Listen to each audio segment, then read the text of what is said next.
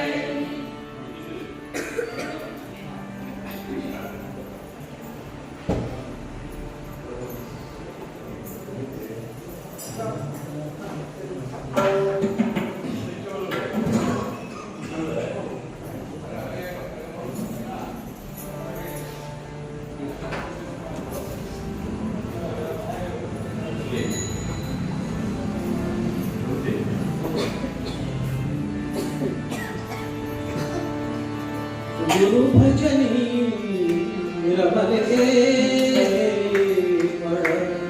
गुरु भजनी गुरु भजनी रमले गुरु भजनी गुरु भजनी रमले गुरु भजनी गुरु भजनी रमले गुरु भजनी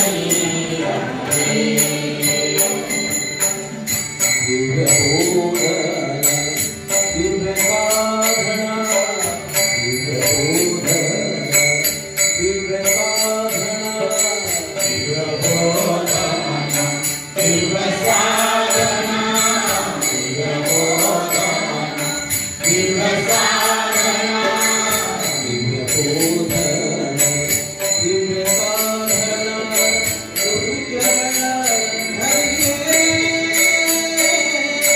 गुरु भजनी रमले गुरु भजनी गुरु भजनी रमले गुरु भजनी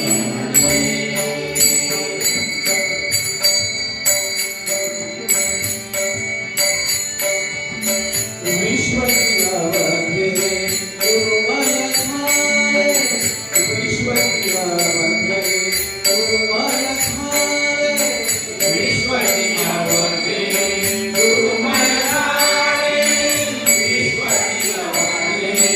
गुरुमय थारे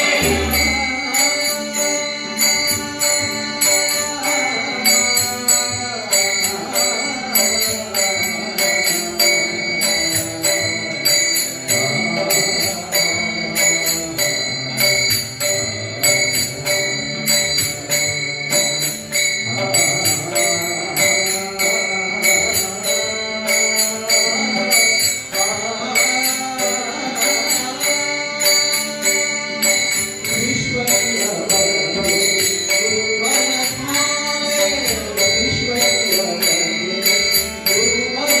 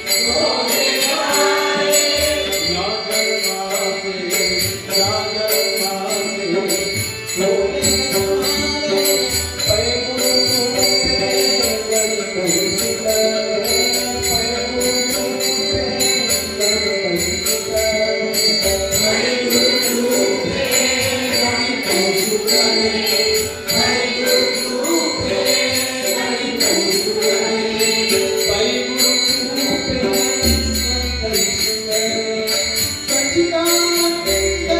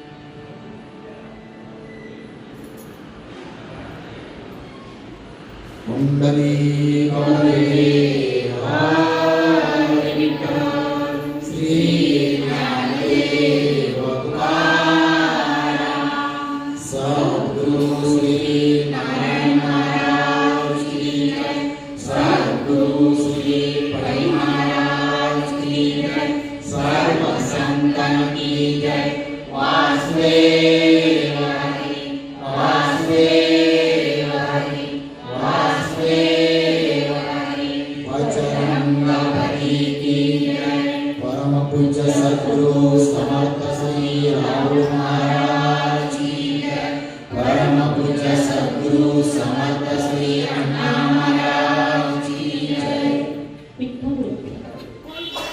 देवा सर्वांचा भला कर देवा सर्वांचा कल्याण कर देवा सर्वांचा संसार सुखाचा कर देवा सर्वांचं भलं कर देवा सर्वांचं कल्याण कर देवा सर्वांचा संसार सुखाचा कर देवा सर्वांचं भलं कर देवा सर्वांचं कल्याण कर देवा सर्वांचा संसार सुखाचा कर देवा सर्वांची भरभराट देवा सर्वांची भरभराट देवा सर्वांची भरभराट सद्गुरुनाथ महाराज की जय विठ्ठल विठ्ठल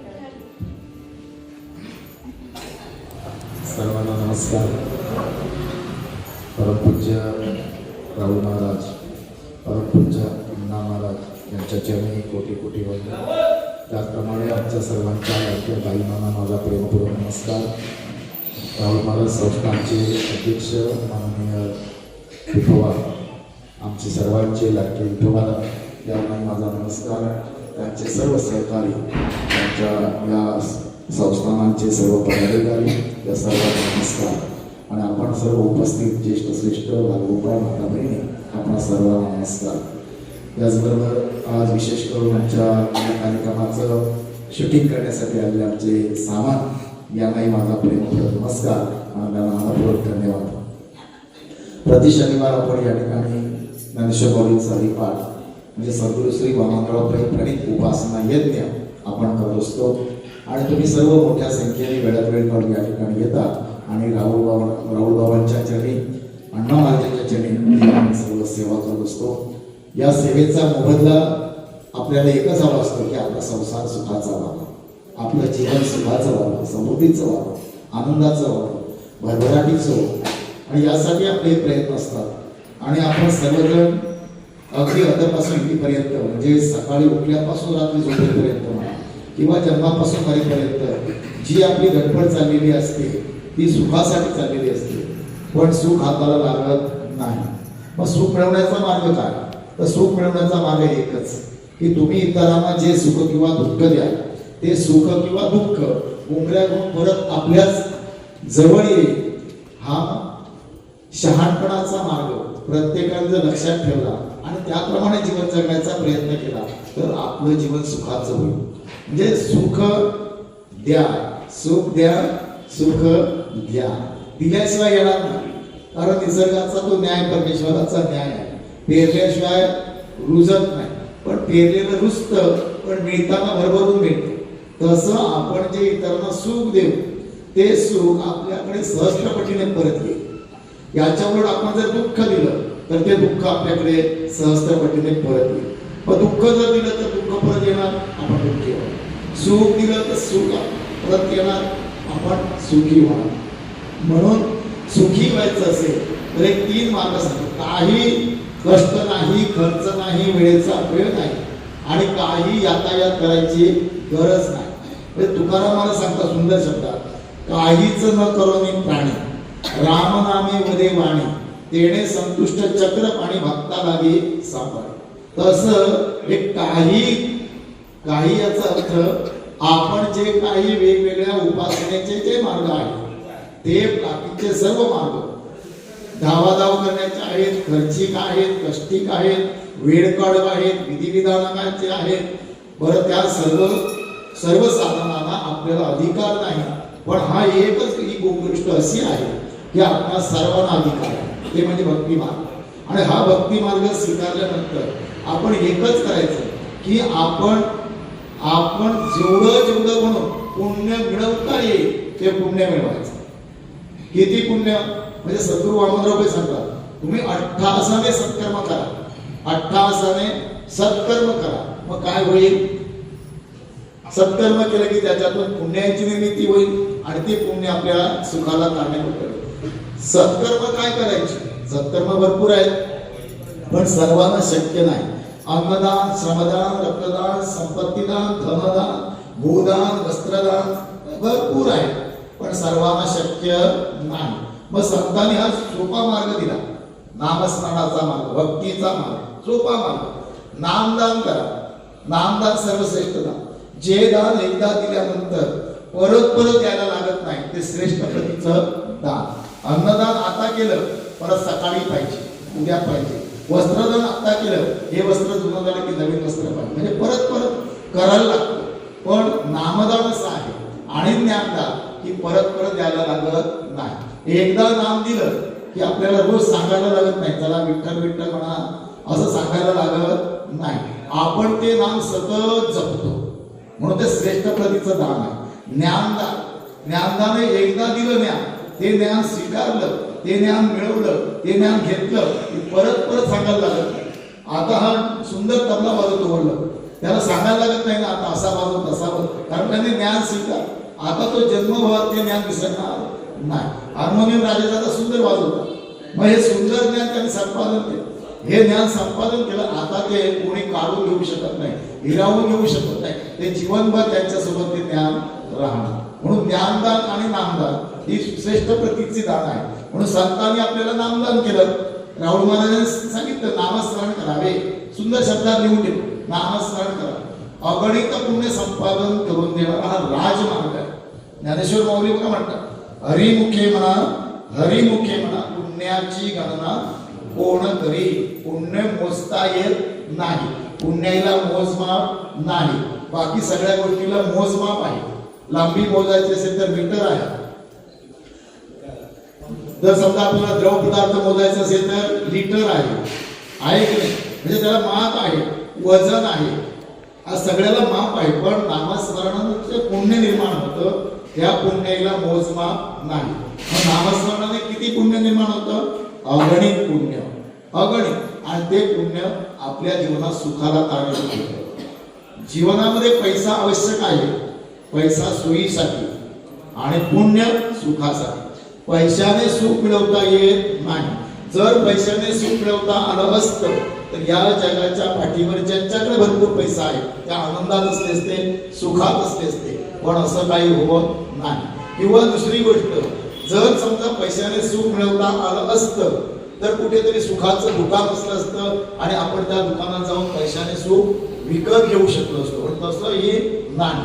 सुख हे सत्कर्मातूनच मिळतं, सत्कर्म केल्याशिवाय मिळत नाही. आणि हे सत्कर्म आपणच करायला पाहिजे, दुसऱ्याने नाही. आणि म्हणून बघा सद्गुरू वामनराव सिद्धांत आहे, तूच आहेस तुझ्या जीवनाचा शिल्प. आपलं जीवन घडवणारे आपण किंवा बिघडवणारे सुद्धा आपण. घडवायचं की बिघडवायचं हे आपण ठरवायचं. आणि म्हणून ह्या परमेश्वराने आपल्याला सुद्धा बुद्धीचं वरदान दिलं. ह्या बुद्धीचा जर सदुपयोग केला जीवन घडेल, बुद्धीचा दुरुपयोग केला जीवन बिघडून जाईल.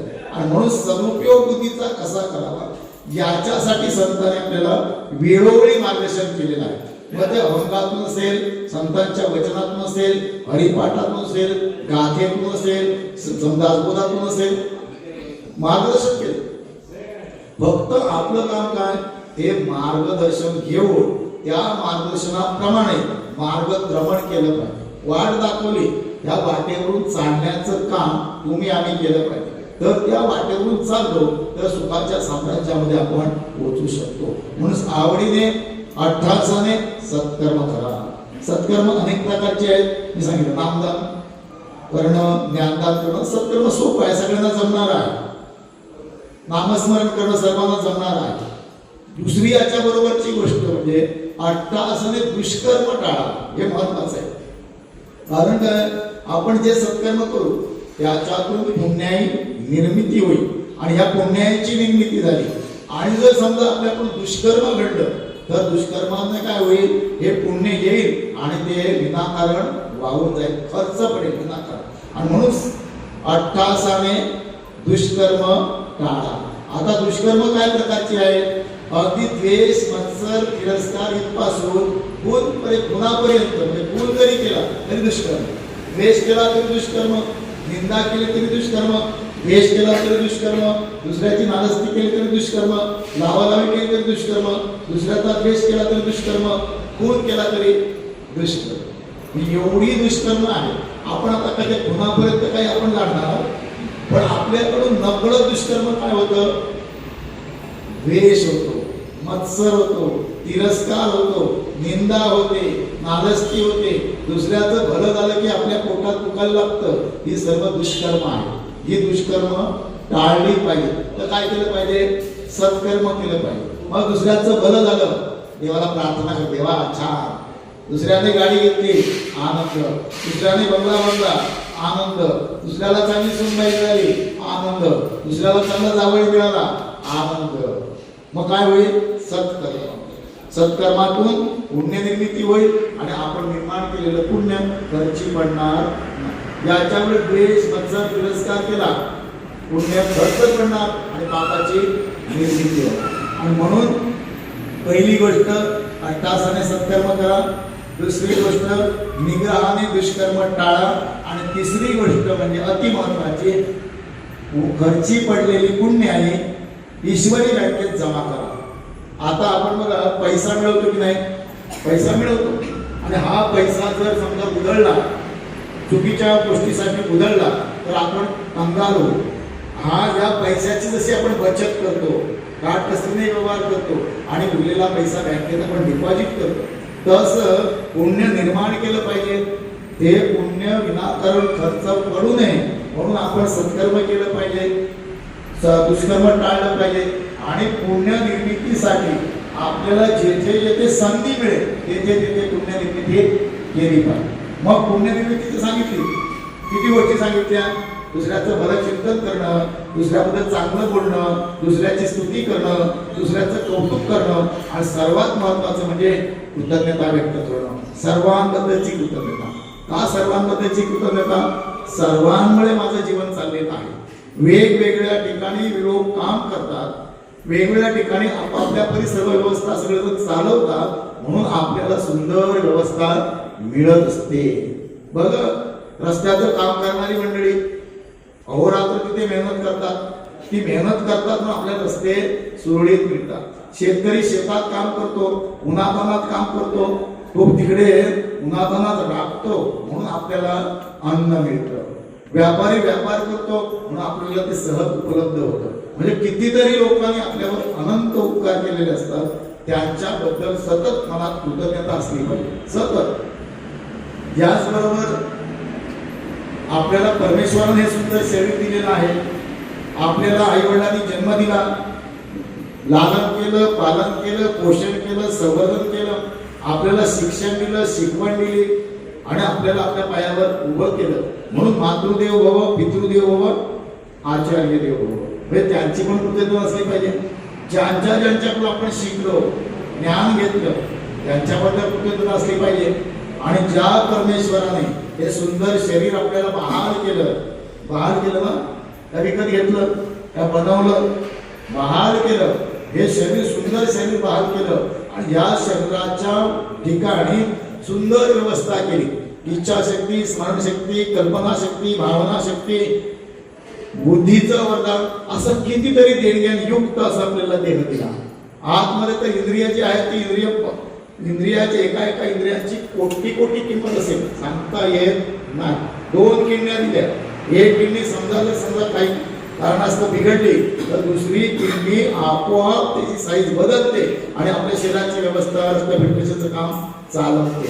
मग काय परमेश्वराने व्यवस्था केली, हृदय दिलं, फुफ्फुस दिलं, सर्व बहाल केलं. याच्याबद्दल कृतज्ञता असली पाहिजे. आणि म्हणून आज जी संतांनी आपल्याला जी शिकवण दिलेली आहे की तुम्ही देवाचं स्मरण करा. नामस्मरण म्हणजे काय, नामानेच देवाचं स्मरण करा, नामाने देवाचं स्मरण होतं. म्हणून देवाचं स्मरण करा. का करा तर त्या देवाने आपल्याला हे सुंदर शरीर बहाल केलं. हे शरीर बहाल केलं आणि थांबला नाही, तर शरीर बहाल केलं आणि ती व्यवस्था शरीराच्या ठिकाणी असणारी सुंदर व्यवस्था चालावी म्हणून तो परमेश्वर व्यवस्था रूपाने आतमध्ये बसून आहे म्हणून त्याला वसुदेव म्हणतो. असा हा परमेश्वर आतमध्ये आहे. आता मला सांगा, हा माईक चालतो की नाही? माईक कशाने चालतो? विद्युत शक्तीमुळे चालतो. जसा हा माईक त्या विद्युत शक्तीमुळे चालतो, तसं आपण सुद्धा चालतो, आपण सुद्धा बोलतो, आपण सुद्धा काम करतो. मग आपल्या ठिकाणी शक्ती कशी निर्माण होतो? कुठून पुरवठा होतो? ती बाहेरून भरतो का? चला आज एवढं चार्जिंग करायला पाहिजे, किती किलोमीटर चालायचं? 5 किलोमीटर. मग चला चार्ज करा, असं आहे का? बचत करायचं असेल, चार्ज करा, असं आहे का? आतमध्ये ती शक्ती तयार होते आणि शक्ती तयार करण्याची व्यवस्था आपल्याच ठिकाणी आहे. मग सुंदर व्यवस्था आहे. म्हणजे ही व्यवस्था ऑटोमॅटिकली चालते, नकळत चालते, नैसर्गिकरित्या चालते. त्या नैसर्गिकरित्या चालवणाऱ्याचं आपण काय केलं पाहिजे? सतत त्याची कृतज्ञता व्यक्त केली पाहिजे. त्या देवाचे आभार मानले पाहिजे. देवा तुझ्यामुळे चालतो, तुझ्यामुळे बोलतो, तो नाही तर काहीच नाही. मी म्हणतो ना, पण मी काय करणार? मी तोच नसेल तर मी काय करणार? ती व्यवस्था नसेल तर मी काय करणार? व्यवस्था आहे, ती व्यवस्था सोडीत चालते, ती व्यवस्था सोडीत चालवणारा व्यवस्थित चालवतो आहे. म्हणून सकाळी उठल्यानंतर देवा तुझे आभार. तो सुंदर कवी सांगतो की नाही? डोळ्याने बघतो ध्वनी परिस्थितो कामी पदी चालतो, जिव्हेने रस चाकितो मधुरी वाचे आम्ही बोलतो, हाताने बहुसाळ काम करीतो, विश्रांती घ्यावया घेतो झोप, सुखे फिरूनी उठतो, ही ईश्वराची दया. काय झोपतो? म्हणजे असे झोपतो की आपल्याला काही पत्ता नसतो. म्हणजे झोपलेला माणूस आणि मृत माणूस सारखा.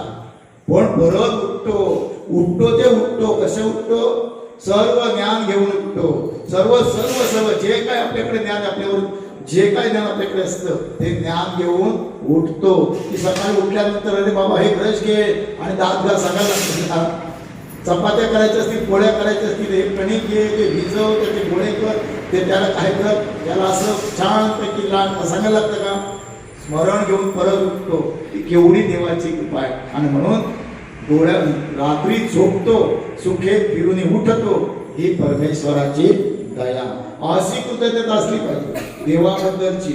आणि आपल्यासाठी ज्याने केलं त्यांच्याबद्दलची कृतज्ञता असली पाहिजे. आणि म्हणून एक सुंदर तो इंग्लिश फिलॉसॉफर म्हणतो, think of all you have to be grateful for and thank God all your wounds and bodies.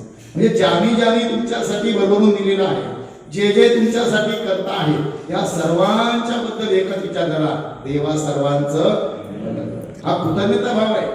देवा सर्वांचं भलं कर, देवा सर्वांचं कल्याण कर, देवा सर्वांचा संसार सुखाचा कर. का कर? त्या सर्वांकडे माझं चाललेलं आहे, या सर्वांमुळे मी आहे. आणि तो परमेश्वर आपल्यावर सतत कृपेचा वर्षाव करतो आहे. त्या परमेश्वराने आपल्यासाठी भरभरून व्यवस्था केलेली आहे आणि त्या व्यवस्थेचा आपण सदुपयोग करतो आहोत. त्या व्यवस्थेमुळे आपण आहोत. या परमेश्वरी व्यवस्थेतील एक जरी घटक वजा केला तरी आपण जगू शकणार नाही. बघा, हवा 5 मिनिटासाठी गेली ना, तुम्ही योगा वगैरे करता म्हणून 5 मिनिटं म्हणतो. 5 मिनिटासाठी हवा गायब, काय होईल? कोणाला सांगणार? हवा 5 मिनिटासाठी गायब झाली, आपण जगू शकत नाही. सूर्य उगवला नाही, आपण जगू शकत नाही. पाणी नाही, आपण जगू शकत नाही. लक्षात घ्या, म्हणून परमेश्वराने ही सुंदर व्यवस्था केलेली आहे. आणि कशी केली व्यवस्था? विपुल पाणी, भरपूर हवा, भरपूर सूर्यप्रकाश, भरपूर पृथ्वी, भरपूर आकाश, भरपूर. याच्यातला एकही घटक जरी वजा केला आपण जगू शकत नाही. आणि या परमेश्वराने आपल्यावर हा कृपेचा वर्षाव केला. त्या परमेश्वराची कृतज्ञता व्यक्त करण्यासाठी सर्व संतांनी हा मार्ग दिला, तो म्हणजे हा सोपा मार्ग, भक्तीचा मार्ग. तुम्ही कधीही करू शकतो, आपण कुठेही करू शकतो, कसंही करू शकतो. आपण कधी म्हणू शकतो, देवा तुझ्या कृपेने चाललं, देवा तुझ्या कृपेने चाललं, राहुल बाबा तुमच्या कृपेने चाललं, अण्णा महाराज तुमच्या कृपेने चाललं. हे सतत झालं पाहिजे. सतत लक्षात घ्या, मी काहीच करू शकत नाही. लक्षात घ्या, ते व्यवस्था आहे म्हणून सगळं चाललेलं आहे. रात्री झोपल्यानंतर त्या झोपेमध्ये सुद्धा झोपे श्वासोश्वास सुरू असतो. काय व्यवस्था आहे? जर झोपे श्वासोश्वास जर आपल्याला करायला लागला असता तर म्हणजे श्वासोश्वास आपल्याकडून सहज होतो आहे, ही परमेश्वराची केवढी व्यवस्था. रक्त निर्मिती होते, रक्ताभिसरण होतं, रक्त फिल्टरेशनचं काम होतं. रक्त जर निर्मिती झाल्यानंतर जर शरीरामध्ये रक्त अधिक निर्माण झालं तर ते गोठवण्याची व्यवस्था आहे, कमी झालं तर निर्माण करण्याची व्यवस्था आहे. म्हणजे काय किती कारखाने या ठिकाणी आहेत आणि कारखाने चालवताना कोणत्याही प्रकारची गडबड नाही, गोंधळ नाही, काही नाही. अशा देवाची म्हणजे तो चालवतो तो देव, ह्या देवाची कृतज्ञता व्यक्त करण्यासाठी आपल्याला सर्व संतांनी, राहुल महाराजांनी, अण्णा महाराजांनी सर्वांनी आपल्याला आवर्जून सांगितलं की त्या देवाची मनपूर्वक कृतज्ञता व्यक्त करा. आणि ती कृतज्ञता व्यक्त करण्याचा सर्वात सोपा मार्ग म्हणजे आवडीने भगवंताचं नाम घेणं, नामस्मरण करणं.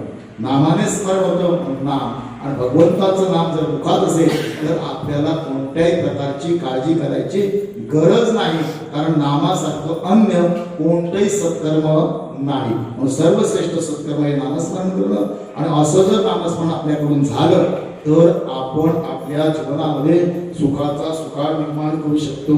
आणि म्हणून आवर्जून सर्वांना ही विनंती आहे की दर शनिवारी या ठिकाणी हा आपला जो उपासना इथे चालतो, नामजप इथे चालतो, या ठिकाणी आपण सर्वांनी मोठ्या संख्येने उपस्थित राहूया आणि अगणित पुण्य मिळण्याचा हा सोपा मार्ग सर्व संतांनी सर्वांसाठी खुला करून दिला, त्याचा आपण स्वीकार करूया आणि आपण सर्वांनी या कार्यात सहभागी होऊया. सर्वांचं जीवन सुखाचं व्हावं, समृद्धीचं व्हावं, भरभराटीचं व्हावं, सर्वांच्या जीवनामध्ये आनंद सुयश प्राप्त हो, सर्वांच्या इच्छित मनोकामना पूर्ण हो, अशी आपण बाबाच्या प्रार्थना करूया. तत्पूर्वी आपल्याला परमपूज्य राहुल महाराजांच्या पुण्यतिथीच्या निमित्ताने आपला महोत्सव सुरू होतो आहे 28 पासून 28 ते 31. तर या महोत्सवाला आपण सर्वांनी मोठ्या संख्येने उपस्थित राहूया आणि हा ऐश्वर्य संपन्न असा हा महोत्सव या ठिकाणी आपण संपन्न करूया. प्रतिवर्षी हा ऐश्वर्य संपन्न असा हा महोत्सव होतो आहे. आणि या महोत्सवामध्ये आपल्याला सुद्धा 31 तारीखला सकाळी 10:30 ते 11:30 या वेळेमध्ये हा नामजप यज्ञ करण्याची संधी आहे. आणि त्याचबरोबर नामदेव महाराज भक्त मंडळी त्या भजन सुद्धा करणार आहे. आणि हा नामस्मरणाचा कार्यक्रम सकाळच्या सत्रामध्ये 31 तारीखला आहे. तर त्यासाठी आपण सर्व उपस्थित राहा. नामदेव महाराज मंडळी आज बरीचशी मंडळी पंढरपूरला गेली आणि आज ती पंढरपूरला आज पोहोचलेली आहे. काही प्रवास होता त्यांचा आणि 10 दिवसांमध्ये हा 350 किलोमीटरचा प्रवास त्यांनी पूर्ण केला. त्यांच्याबद्दल सुद्धा आपण कृतज्ञता व्यक्त करूया, त्यांचं अभिनंदन करूया आणि आपण सर्वांचं घर व्हावं, सर्वांचं कल्याण व्हावं, सर्वांना सुख शांती समाधान आनंद सुयश प्राप्त हो यासाठी बाबांच्या चरणी प्रार्थना करूया. देवा सर्वांचं भलं कर, देवा सर्वांचं कल्याण कर, देवा सर्वांचा संसार सुखाचा कर, देवा सर्वांचं भलं कर, देवा सर्वांचं कल्याण कर, देवा सर्वांचा संसार सुखाचा कर, देवा सर्वांचं भलं कर, देवा सर्वांचं कल्याण कर, देवा सर्वांचा संसार सुखाचा कर, देवा सर्वांची भरभराट होऊ दे, देवा सर्वांची भरभराट होऊ दे, देवा सर्वांची भरभराट होऊ दे. सद्गुरुनाथ महाराज की जय. परमपूज्य सद्गुरु समर्थ श्री राहुल महाराज की जय. परमपूज्य सद्गुरु समर्थ श्री अण्णा महाराज की जय. सर्वांना मनपूर्वक धन्यवाद. आज आमच्या सामंत भाऊने आपला हा सुंदर व्हिडिओ रेकॉर्डिंग केलेला आहे.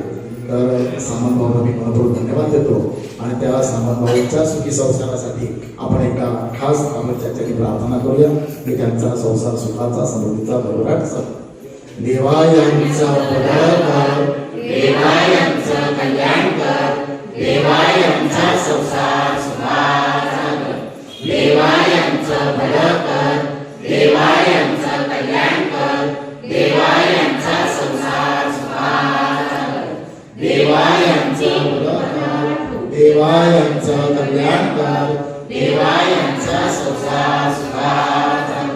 देवायंची भरभराट होते, देवाय